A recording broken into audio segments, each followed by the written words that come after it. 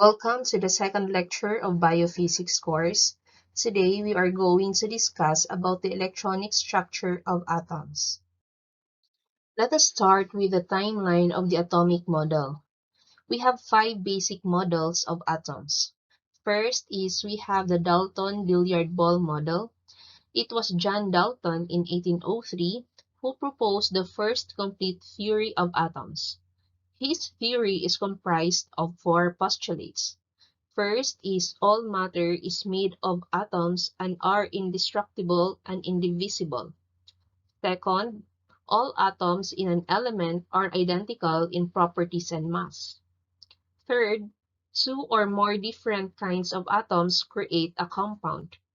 Fourth, a chemical reaction is a rearrangement of atoms. And this Dalton's model resembles a billiard ball because he believed atoms were solid and hard spheres.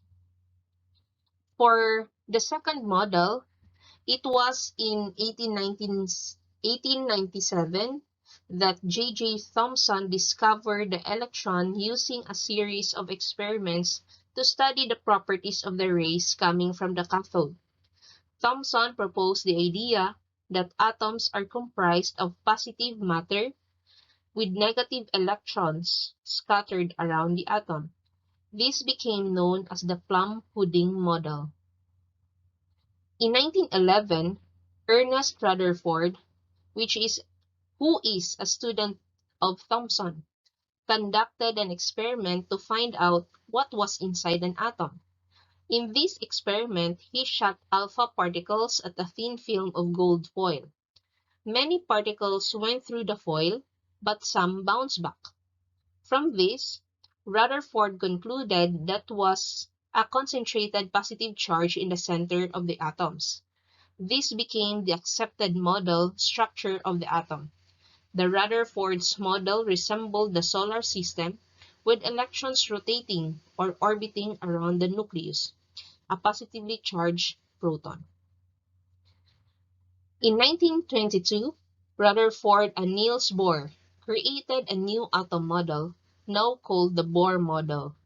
In this model, the atom has electrons residing in certain energy levels.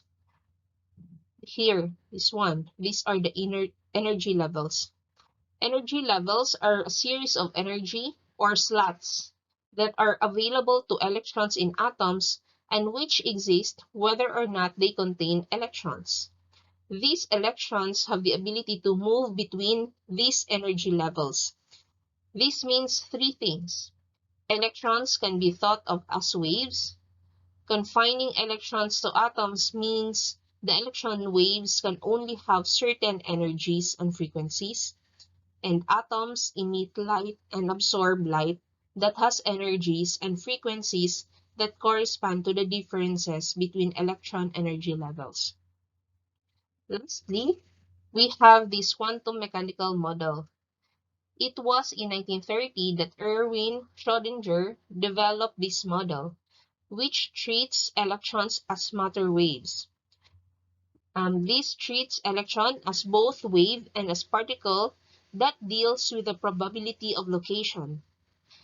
And these orbitals, okay, these orbitals, not orbits, okay?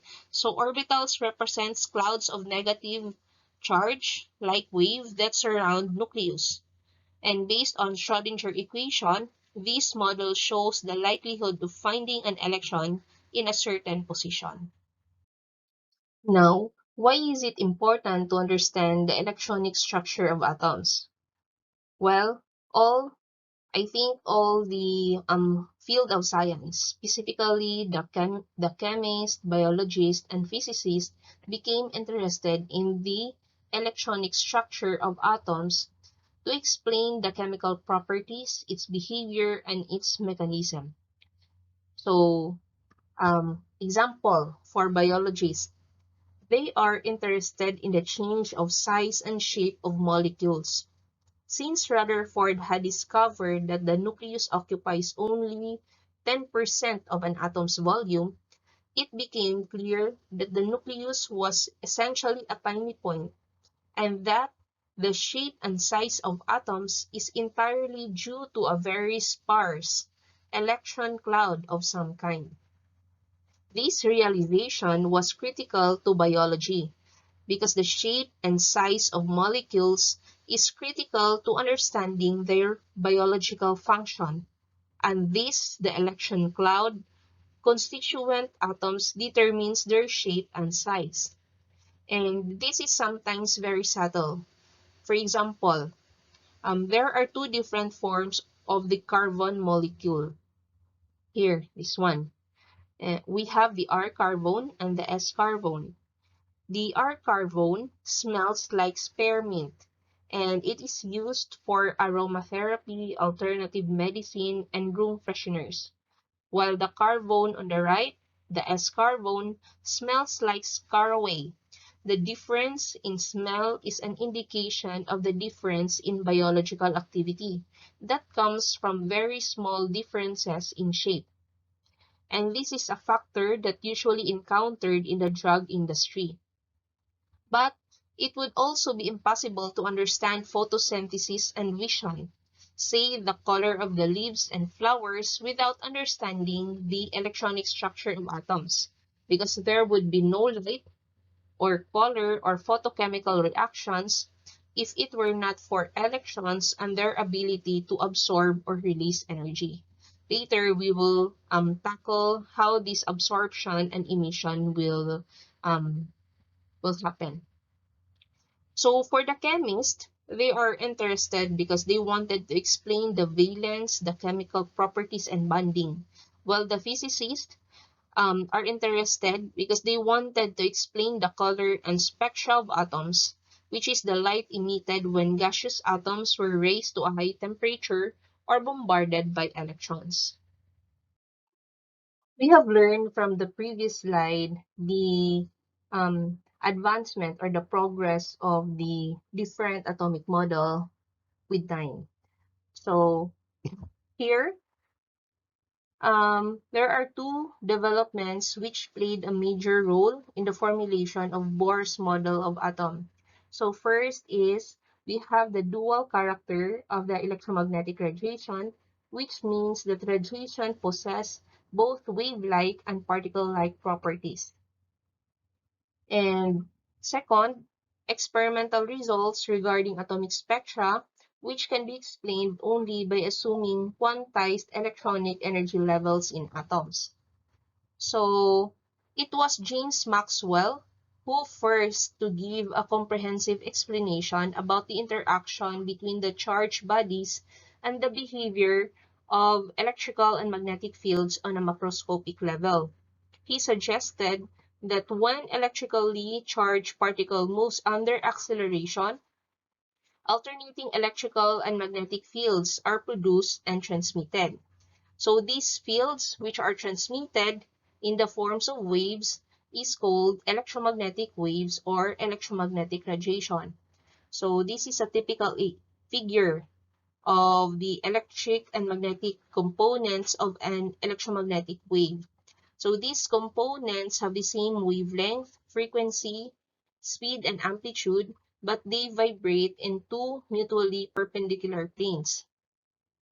So in an electromagnetic radiations, which differ from one another in terms of wavelength or frequency, this is called the electromagnetic spectrum. So as you can see here, this is the wavelength. Okay, the wavelength. So the wavelength is the distance between corresponding points of two consecutive waves, and these values are the frequency, the number of waves that pass a given point in 1 second. Okay, so here let's start with the radio waves. Radio waves, the long radio waves, and the radio waves, the radio station FM, AM. Okay. So this is used for broadcasting. So as you can see, it has a longer wavelength, but shorter frequency or smaller frequency. Okay. So follows by the microwave region. So usually it is used for radar. And next is the infrared region, which is used for heating. And this tiny part here is the visible spectrum. This is the small portion that our eyes can see or detect. Okay, so it consists of all the colors. So red has 715 nanometers wavelength. Okay, and the next is the UV. UV here is the component of a sun's radiation. So as you can see, it has a higher frequency compared to the visible light. So that is why when you are exposed to the UV rays of the sun, it can burn your skin. And next is the X-ray, which is usually used for radiation. And later in this course, we will tackle about X-ray and radiation. And next is the gamma rays. It has the highest frequency, but the shortest wavelength. So gamma rays, usually we can found this at the atmosphere. And you have to take note that these radiations are characterized by properties. So what are these properties? These are the wavelength, the frequency, and we also have the wave number. This is the number of wavelengths per unit length. We have discussed earlier the evidence for the quantized electronic energy levels, and that is the atomic spectra.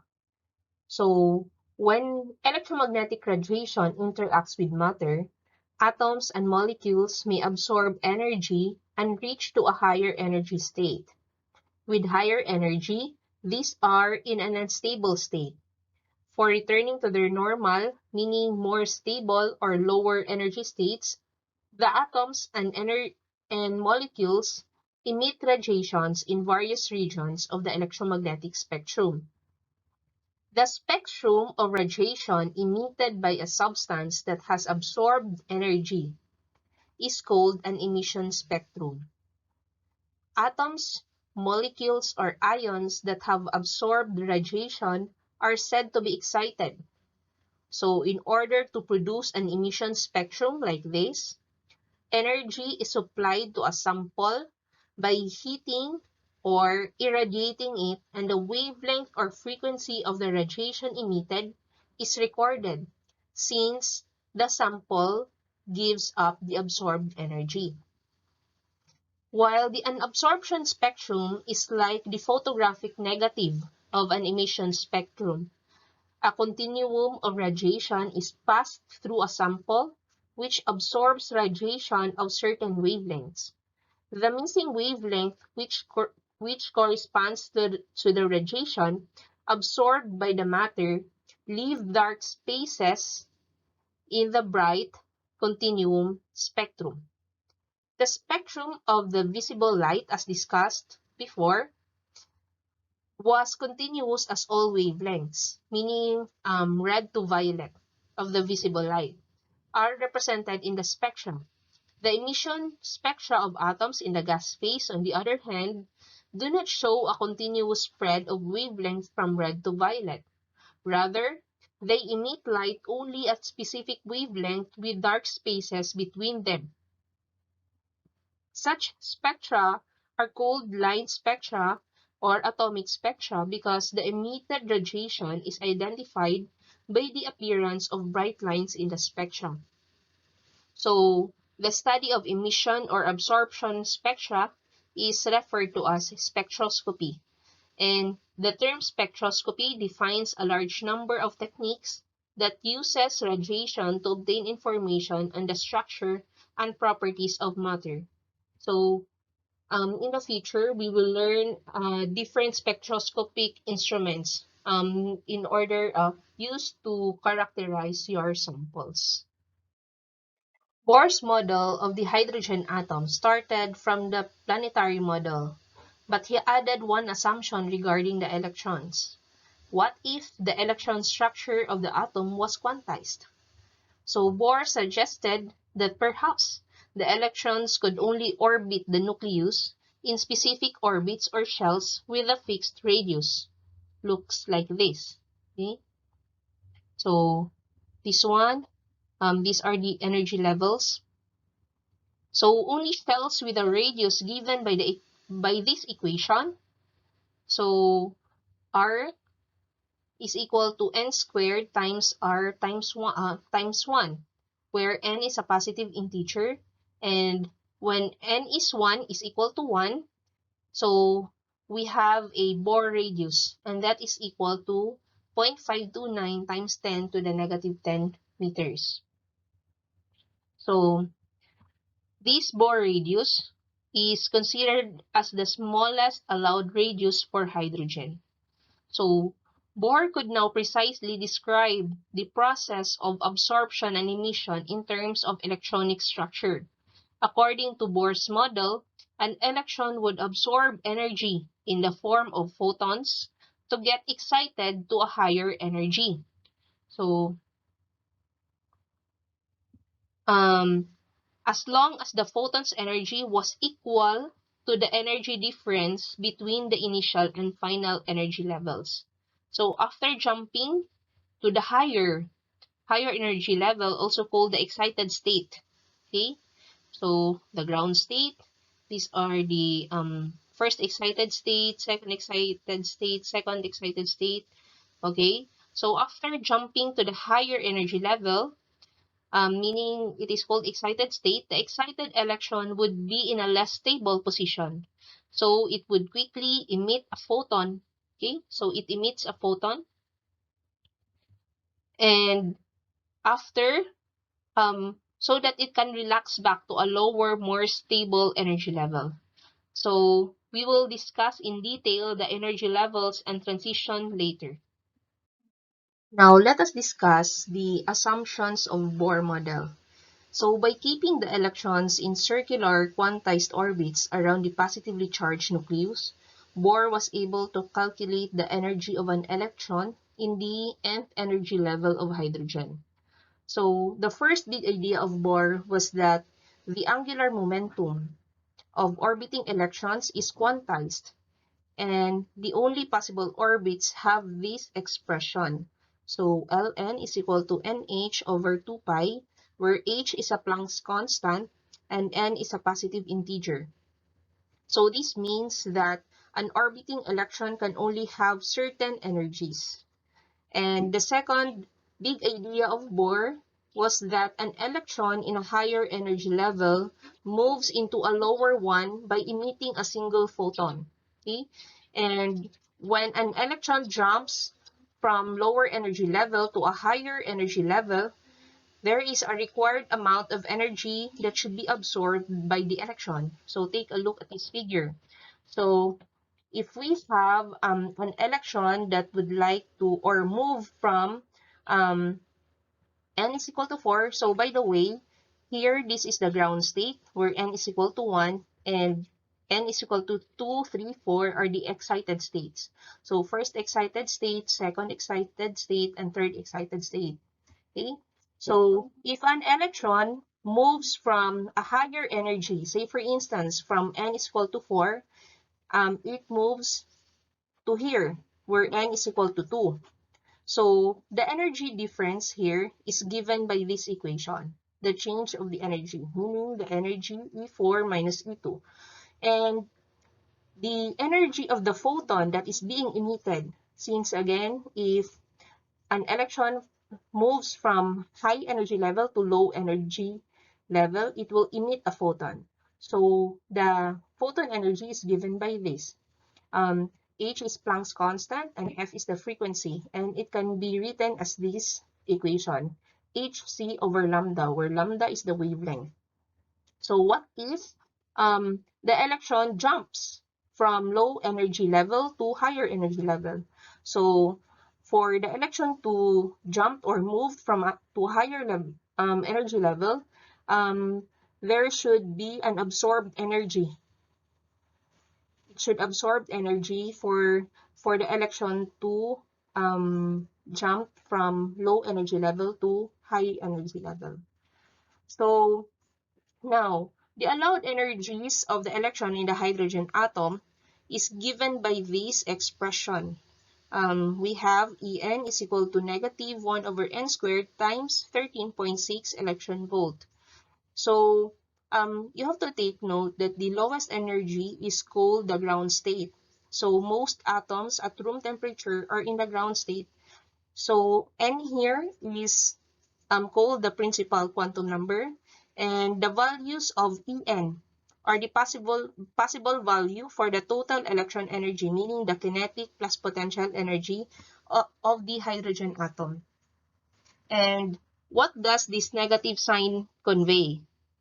This negative sign means that the energy of the electron in the atom is lower than the energy of a free electron at rest. So a free electron at rest is an electron that is infinitely far away from the nucleus and is assigned the energy value of 0. So mathematically, this corresponds to setting n equal to infinity in the equation. So that means that the energy is 0. So as the electron gets closer to the nucleus, meaning as n decreases, the energy becomes larger in absolute value and it becomes more and more negative. So the most negative energy value is given by when n is equal to 1. And this corresponds to the most stable orbit. And that is the ground state. Thank you so much for listening and hope to see you soon. And for the next lecture video, we will solve energy levels, specifically the absorption of a photon and its wavelength. I will see you next time.